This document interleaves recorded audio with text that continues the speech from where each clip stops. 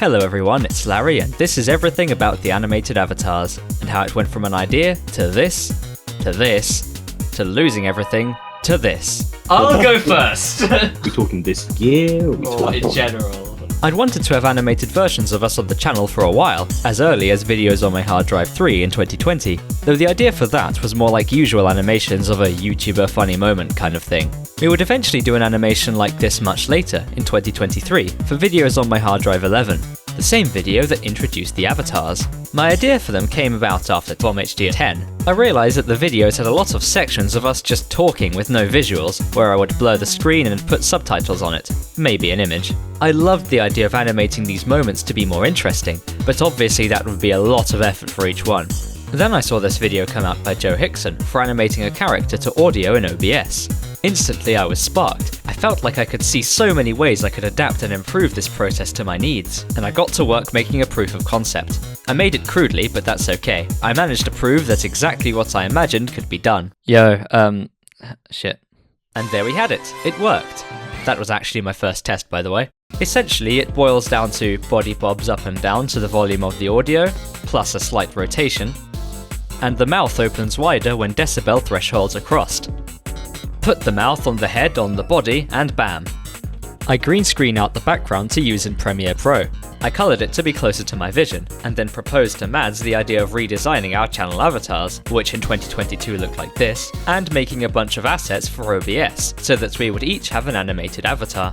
Funnily, it really took a long time just coming up with the designs for everyone, but it was then onto the assets. Thanks to the test version, I knew that each avatar would need separate layers for legs, a body, head, glasses if needed, and multiple different layers for a left arm, right arm, eyes and mouths.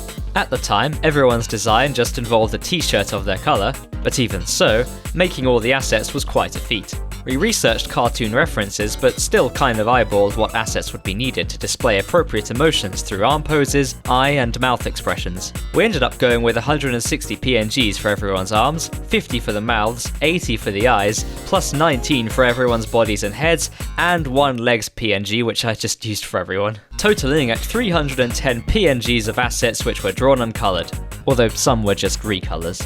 We also made a background and a table foreground for us to sit around. I liked the idea of visualising it as if we were all in the room together discussing things, when in reality we were all in a Discord call. In later videos we would actually be together in the room though, but I made a different background for those ones. It was interesting making all the assets without really knowing what would stick. It was a totally new system to me.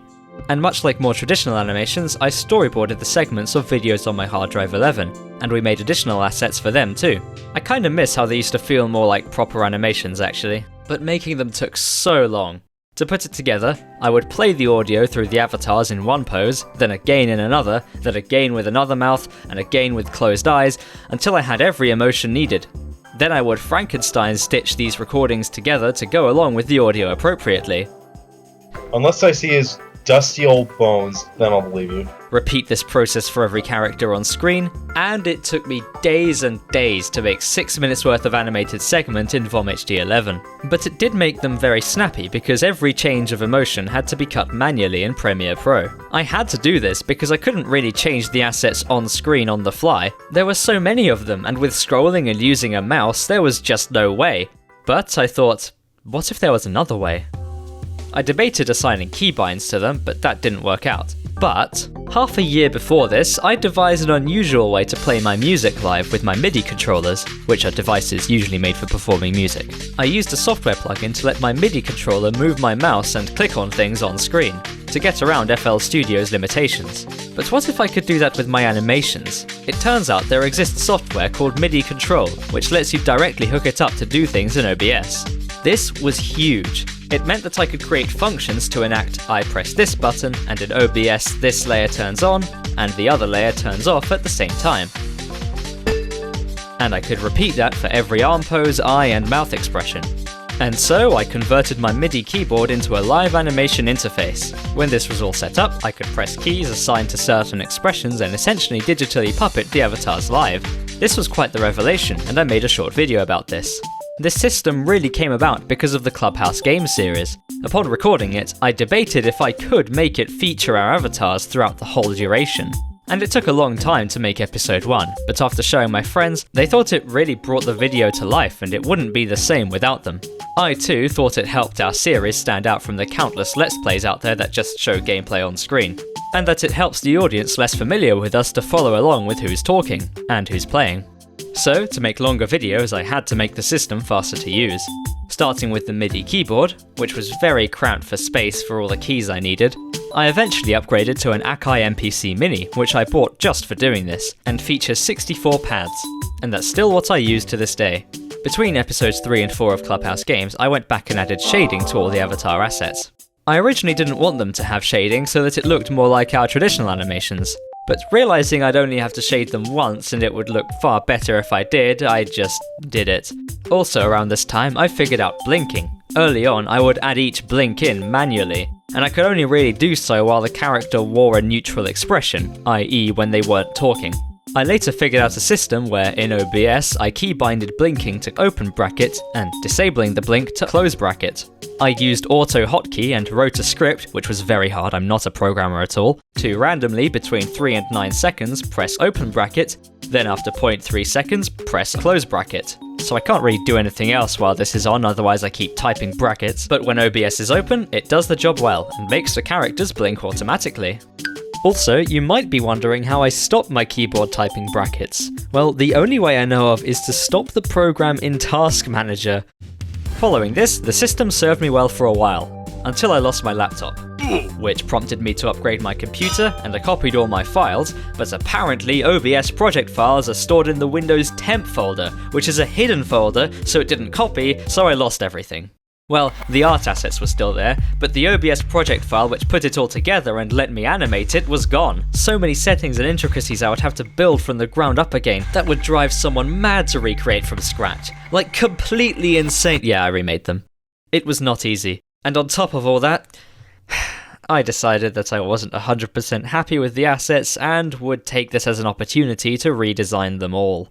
There were some line width inconsistencies, things that just looked off, and things with the designs themselves I wanted to change, making our hair look a little nicer and more accurate, and giving everyone their own outfits that aren't just t-shirts, which we debated for a while. I drew outfits over the 2023 channel art of everyone as a test for Mads to redraw properly. Anyway, this all happened during the channel's 7-month hiatus, during which Mads told me they don't want to do the art for the channel anymore. So I got myself a screen tablet and thought I guess I'm doing it now. Based on the original assets by Mads, I redrew them all to have consistent line width, have certain eyes and mouths fit the faces better, and of course the new hair and outfits. I allowed input on people's designs, and Jamie finally got to choose his channel colour, and no longer has one he never asked for. In addition, I made 2 new designs and all their respective assets, and finally figured out how I could make the shoulders seamless. In the old designs, there was always a line splitting the entire arm and shoulder from the body, but through some trickery they can now look continuous. Also, I redrew the channel art tests into proper new art. Redoing all of this was no easy feat. I honestly don't think I realised how much work it would be, and that's a good thing. Can you imagine drawing this many checker patterns? Like, actually try to imagine. Oh yeah, and I redid the backgrounds too, because I moved house and made the scenery match. Redoing the actual OBS stuff involved trying to regurgitate memories of how I did something ages ago, but I managed and I made things more efficient too. And after animating some segments for videos on my hard drive 12, I'd finally done it. The animation rig was back in full swing. They were like trying to... And here we are today. Let me take you through a run through of how it works now, or at least at the time of this video's release. Instead of having all the eyes as separate buttons, I have 6 set directions for every single one. I can switch between the eye shapes and the eye directions. The mouths are here and the arm poses are here, and I can flip the character to face the other way. I have a volume slider to adjust how much the character moves, and a mute button, which is great for my sanity. Now let's actually animate something start to finish. Remember how I said the old videos on my hard drive clips would have scenes with no real visual? Well, let's animate one and bring it to life. There was a guy talking about his year in industry, and he was talking about how he worked for ISIS. It's a company called ISIS. Firstly, I must split the audio so that the relevant person only says what they say, and export them as their own files, import them into OBS, enable the script that makes them blink every few seconds, hit record, and off I go. Repeat for each character. The time it takes scales up with how long the video is and how many people are in it. I then drag the files in and sync the audio, I apply the green screen and positioning, and usually there's something that looks wrong that I have to fix manually. Then it's done. There was a guy talking about his year in industry, and he was talking about how he worked for ISIS. It's a company called ISIS. The urine industry. Urine industry. Something you said sounded just like that, and I can't remember what. Industry. Urine industry. Just imagine being at a dinner party, and they're like, "So what do you do?" And I'm like, "Oh, I work in the urine I'm a big industry." player in the urine industry. And there you have it, a channel animation. Hope this has either inspired you or given you appreciation for how the animations got where they are now. Thanks for watching, and maybe check out our other stuff.